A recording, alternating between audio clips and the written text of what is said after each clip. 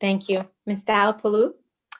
Sure. Before I give my report tonight, I want to take a few minutes and, in my most sincere way, send a few thank yous out there. So I would like to begin by thanking our passionate staff.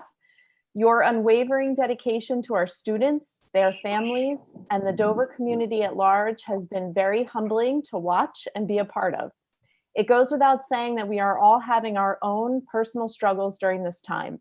Given that fact, it is remarkable to see how you have continuously worked to best meet your students' physical, emotional, and academic needs.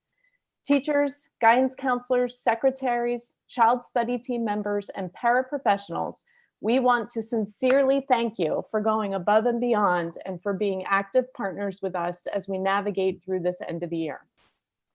The way our district is functioning under COVID terms has allowed Dr. McLaughlin and myself to join in some administrative meetings and connect with staff in a new way. For me, this has been one huge positive given the circumstances. I look forward to when we can all join back together again as one Dover.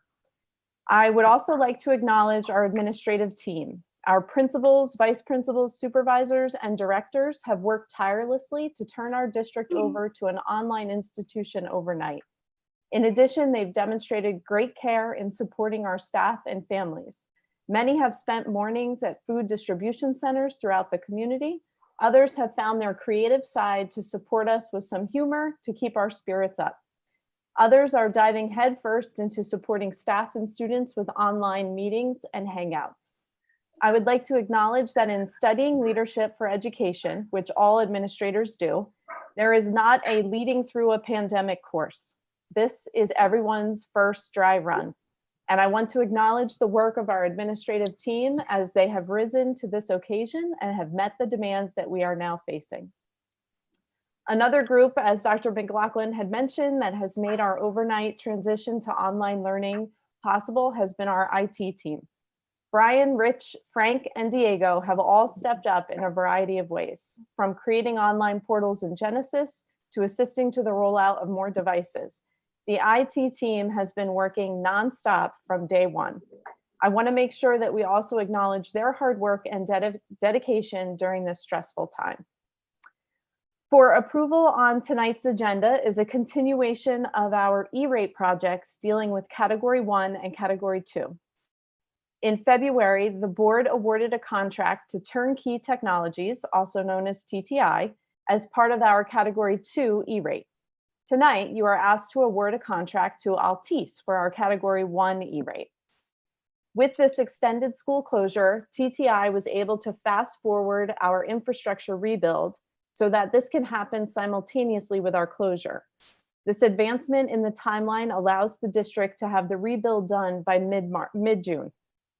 The district is eligible for an 80% reimbursement on both Category 1 and Category 2 eligible equipment and cabling per FCC rules. The upfront project costs for Category 1 are approximately $200,000, will end up costing the district $41,000. Category 1 projected savings continue as we pay for these services over time. The Category 2 project, which is the infrastructure project, will have an approximate reimbursement of $400,000. To put some context on the need for these projects, our core switch was replaced about 10 years ago, and the fiber was installed about 20 years ago. We expect that this new infrastructure work will last about that same time frame.